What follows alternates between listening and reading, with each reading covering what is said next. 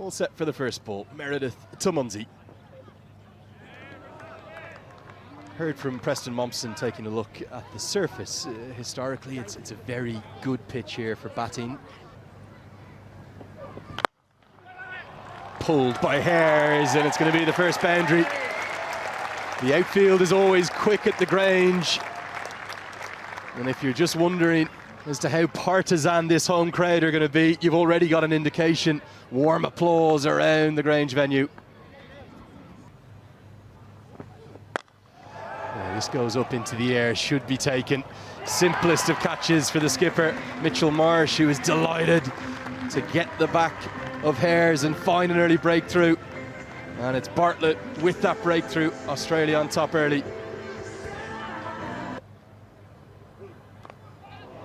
Edged away, going to be edged for 4. And the fans getting into the action.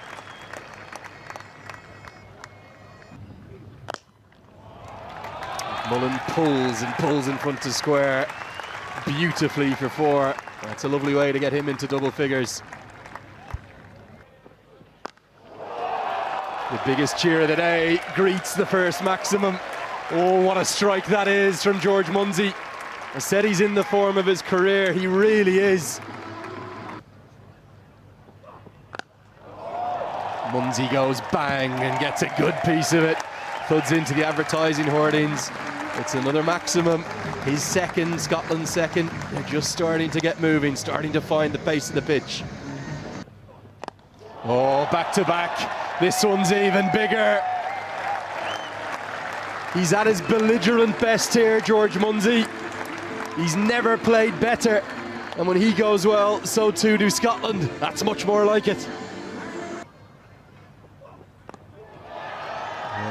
Tries to get enough of it, won't go all the way, but will be 3 consecutive boundaries as Meredith is taken to task in his second over. 5 have been bowled, Scotland on the charge, 47 for 1. Right now, Munzi is loving pace on the ball. And the Scottish crowd are enjoying every second of this. The 50s come up in grand style in the power play.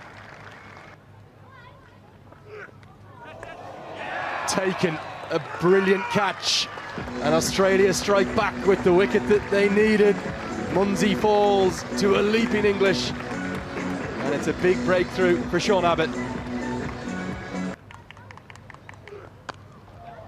he's going to get off the mark in some fashion. It's always quick, the outfield, and Meredith won't be able to cut it off.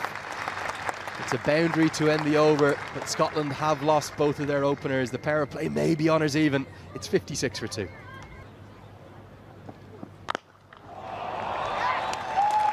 That is McMullen at his best. Lovely shot down the ground. He really is all class. Oh, inside out this time. But there is a fielder underneath it. And so McMullen now has to take the walk back to that pavilion. It looked good while he was there, but the Australians, they just keep coming.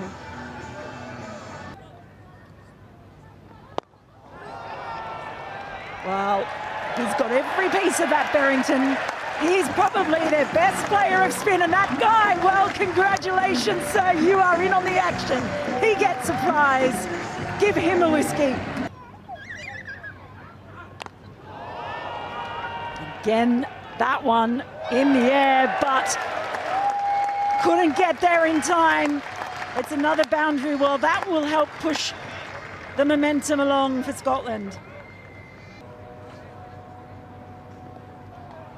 Again, he has moved across his stumps a couple of times, Matt Cross. This time, he does get hold of it. Himself into position to put that one away, helped around the corner. Got hold of that one. 4 more for Berrington.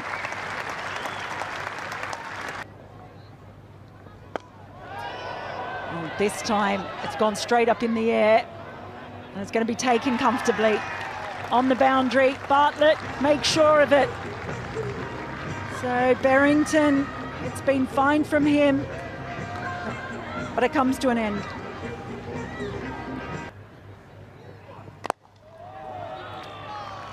full delivery. It's dug out beautifully. It's going to be 4. Barrington already departed. Picked up into the leg side. Does he get enough of it? No, he doesn't. Picks out the man, Xavier Bartlett, who takes another catch. It's one across his go-to shots, and there's silence across the Grange as Australia have a 5th. He one to watch for the future too, as Zampa returns and strikes immediately. Leask felt as though he might have got outside the line. I'm not sure if he did, and David McLean has no hesitation in getting the finger up, and all of a sudden the wheels are coming off for the Scots. Oh, where's this one gone? Oh, he's got a good piece of it. Soars all the way, maybe even over the stands. Jarvis, he's a precocious talent, isn't he? And that has brought the crowd back to life, just what Scotland needed. Mark Watt gets it up to the perfect start for the final 3. That is straight as an arrow. You cannot hit it any straighter than that. Over the heads of our cameraman. The cutter, and it's dragged to the leg side and picked out the man. Very clever from Abbott. He's outthought Jarvis there by taking all the pace off, and all Jarvis could do was drag it to long on. Another one goes. As Watt hits it straight to Marcus Stoinis, who takes a good catch. Stoinis hanging on the edge of the circle, as he often do in the last few overs. I think Watt's going to be disappointed it was into the slot, but all he could do was give a T20I wicket on comeback to Riley Meredith. This goes absolutely nowhere. It's going to be Mitchell Marsh who will get there. Didn't look too likely at first. He was waiting for someone else to call it, but he's ended up getting the hard yards in and getting his hands underneath it. Charlie Castle can only scoop it up. He's the latest to fall. Scotland, well, folding away rather tamely here. And they're going to be bonus runs. And some cheers finally around the Grange. It's been a little while. An inside edge gets them to 149. Every run may count yet. And the final delivery of the innings is going to be a scampered by despite the direct hit from Inglis. Two umpires have a look at each other. They're happy with the height of that, and it will be an extra to the total to round out the first innings. Scotland will have to be satisfied. They'll certainly be no more than that, with 154 for 9 from their 20 overs. There is the story. It wasn't an innings that necessarily Scotland will be overly pleased with, but they've got something on the board. This goes a long way up. Mid-wicket goes back. Charlie Castle, he holds on! And Scotland, they strike early, and Fraser McGurk on his T20I debut, he's got to go for a third ball duck. So nearly 2 in the over and 2 in 2. Instead it just squirts away. It was a nothing shot from Mitchell Marsh, expecting the ball to come on much quicker than it did, and it runs away for the first boundary of the chase. Last thing you want to do is give Travis Head width though, because he'll pounce on that. Well fielded with one bounce in the crowd. You cannot allow him to free his arms. That's a stylish stroke to get off the mark. Driven at a catchable height, but Barrington can't get anything on it, and it races to the rope. Back-to-back boundaries, Fuller this time. 2 men outside the circle. Problem is, Head pounces on width. Almost an action replay from a few balls prior. 4 more. Cut away, and it finds the gap. There's almost an eerie silence, isn't there, every time Australia hit a boundary, but this is a fine stroke. Only a fraction wide, but Head, he's so good square of the wicket. He has profited already 3 or 4 times there. Big blow towards the leg side. Now there is a man out there, but it's over his head, and it goes all the way for 6. Because mid-on has come up into the circle, he'll club you down the ground. This is a batting exhibition from Travis Head. He's putting on a show here in Edinburgh. Now flicks it away to the leg side. Oh, this is quite brilliant. It's 20 from the over, and it may well have been held in the crowd to go with it. 3 have been bowled. Australia, they are flying. 38 for 1. First bowl against Australia. He's driven ever so elegantly. Not too much wrong with the delivery, but the perfect cover drive. Marsh now joining the party. Pulled and pulled powerfully. We're seeing something quite brilliant here from Travis Head. He's on an absolute heater. He's flown to 37 off 13, and it doesn't really matter the length of the line right now. Everything must go. Monstrous. Smoked all the way. Going to be 6 more. And Head is flying towards 50. The crone is because it's put down in the crowd. We're witnessing a clinic of the highest quality from Travis Head. And the 50s come up inside 4 overs, and you can add to that, it's going to be 4 more. And Head goes to 47. Australia in cruise control. It's 57 for 1. The change in bowling. That has gone miles. Look out in the tennis courts, it might just have soared into them. Back of a length. And Mitchell Marsh, one of his favourite strokes, smokes it away for 6. Not where you want to bowl to Mitchell Marsh. Going to be back-to-back 6s. That is absolutely massive. It's out of the entire venue. Driven through the covers. Well, this is quite remarkable. 6-6-4 to start the over. Marsh getting into the act in a big way with Travis Head. And there's silence across the Grange. More runs, and it may well be 6. Yes, it's going to soar all the way. Marsh is such a powerful ball striker. Deliveries here, Scotland surely. Instead bowls it into the surface. It's pulled so powerfully, it splits the 2 men in the deep. It won't be 6 more, but it will be 4 more. This over still has a ball to go. It's gone for 26.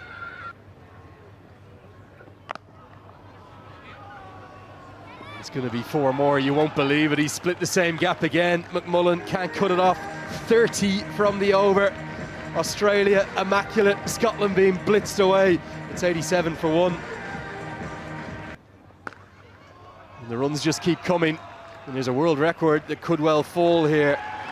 100's only been gone past in the power play once in history. That was 102. As Travis said, he goes to 50. 17 balls it's taken. But boy, today. And now it's going to be more runs. And this might go all the way. It's 6 more. Well, they're being blitzed away here, Scotland. Just over the head of the man. George Munsey, I think it is, at mid-off. And the 100 has come up inside the power play. It's the 2nd time in the history of T20I cricket that it's happened. Oh, now fortune going their way, and with it goes the world record. Australia have just posted the highest power play in the history of T20 international cricket. It goes past South Africa's 102 that came last year. Everywhere the ball goes, it's just going to the rope. And they're making it look so easy, these two. Hitting the ball with reckless abandon. Scotland, they don't know where to turn, they don't know where to look. They look shell-shocked, and rightly so. Well, the world record will fittingly complete with a boundary. Nobody has ever made that many in a power play, and Travis Head has been the driving force behind it. With 6 bowled, it's 113 for 1. And he may well have picked up a wicket from his first ball.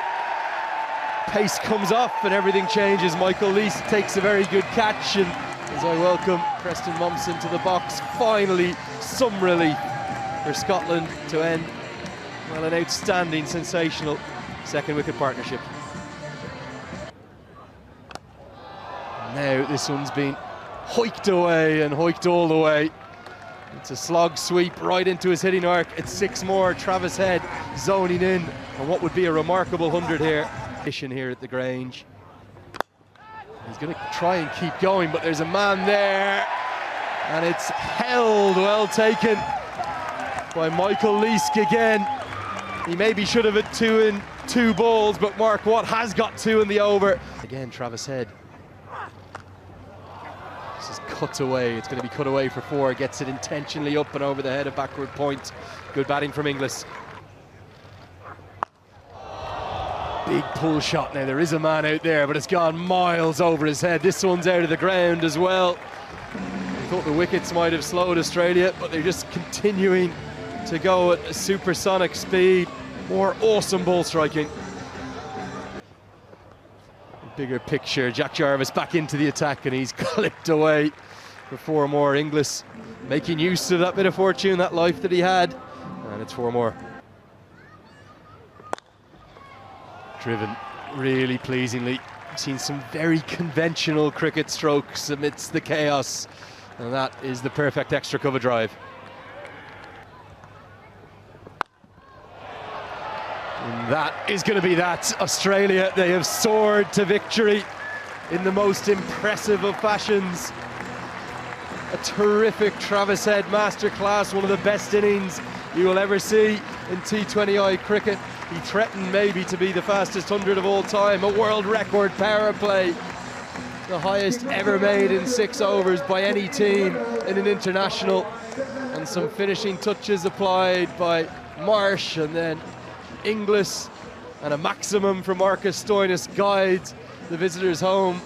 There's no winter in Australia. They are fit and firing and ready to go. They have blitzed Scotland away and gone 1-0 up in the series to take the win by 7 wickets.